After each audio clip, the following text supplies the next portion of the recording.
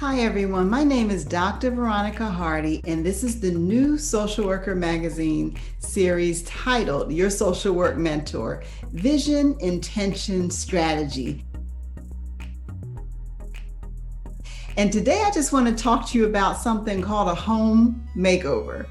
Well, actually, a financial makeover. But the idea came to me based on some of my favorite TV shows that focus on home makeovers. From watching those shows, I thought about, well, what about social workers and a financial makeover? I view a financial makeover as a form of self-care. Now, as many of you know, that as of June 1st, some of the newest updates to the NASW Code of Ethics have included language about self-care. And this helps to communicate how important self-care is to social workers. But how often have you considered how important your finances are to your self-care?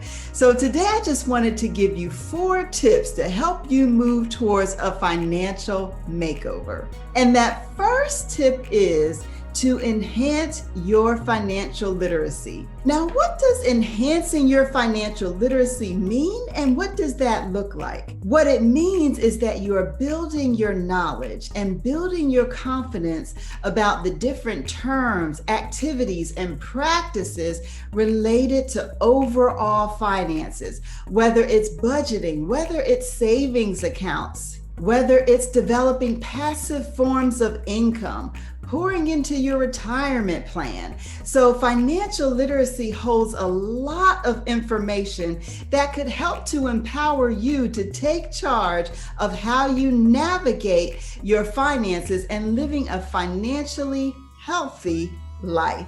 Now, what are some ways that you can enhance your financial literacy?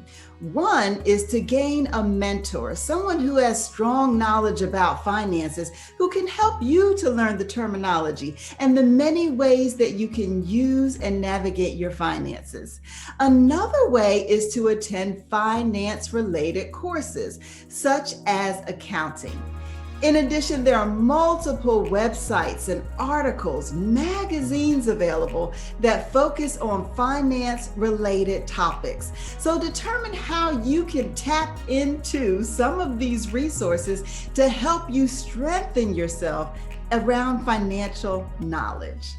Tip number 2 is to analyze your personal finance history. As social workers, we're very aware of the term assessment.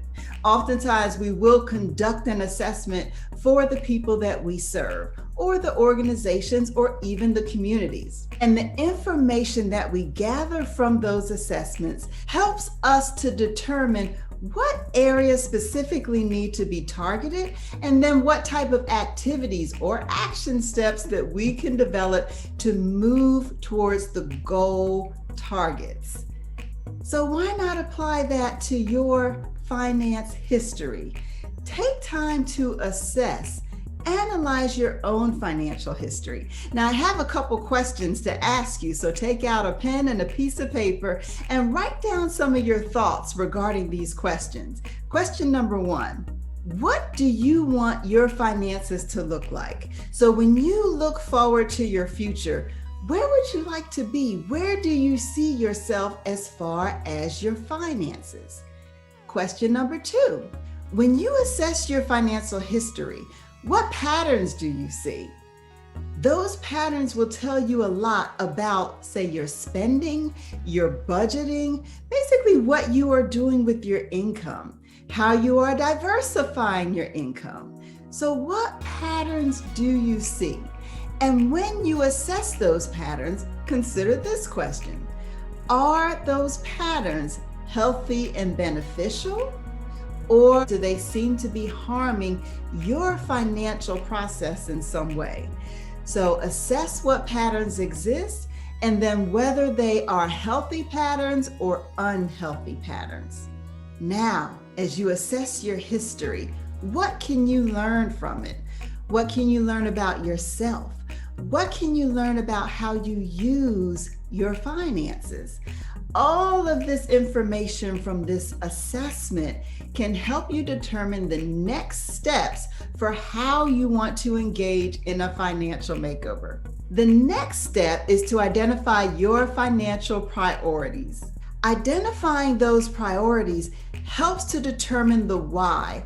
Why do you want a financial makeover? What do you want it to look like? So knowing what the priorities are will help you to understand your underlying motivation for this type of change in your life. Financial priorities can be broad-ranging and they vary based on you, the individual. They can range from paying off student loan debt to paying off a house to wanting to just have financial freedom so you can engage in the things you enjoy. You may even be in a life stage where you are becoming a caregiver for someone else, and you may need to adjust your finances to meet some of those needs.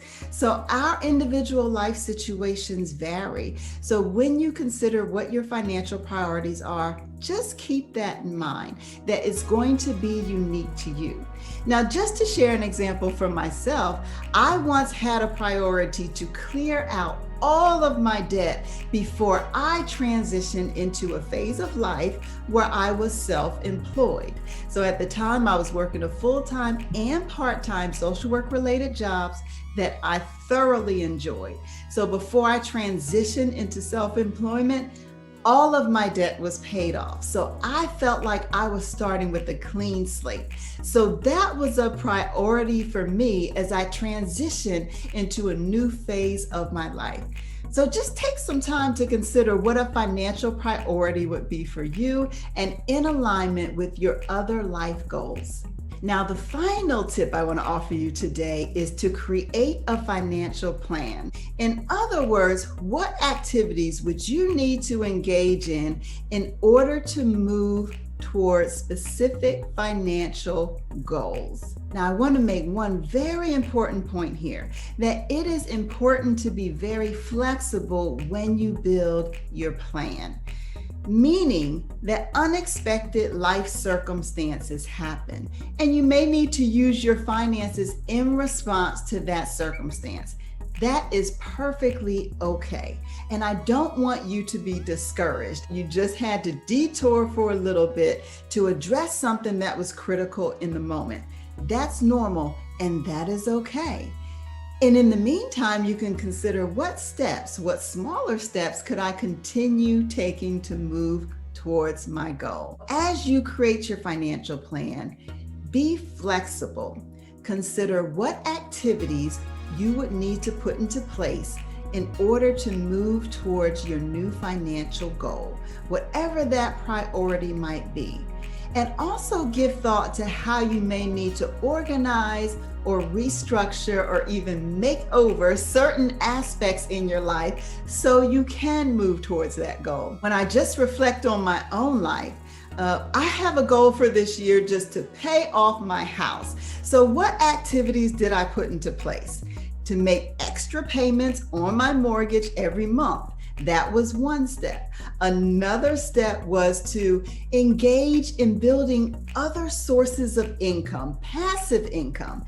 Now, these included ways that were enjoyable to me. For example, I enjoy public speaking. I enjoy writing and publishing. And all of these have created forms of income for me from sources of enjoyment. So consider for yourself, are there passions, enjoyable activities in your life that you can receive income from? Overall, I hope these tips about engaging in a financial makeover can be helpful to you. And remember that a healthy financial life can also be a part of your self-care process. As always, everyone, I hope these tips have been helpful. And until next time, take care.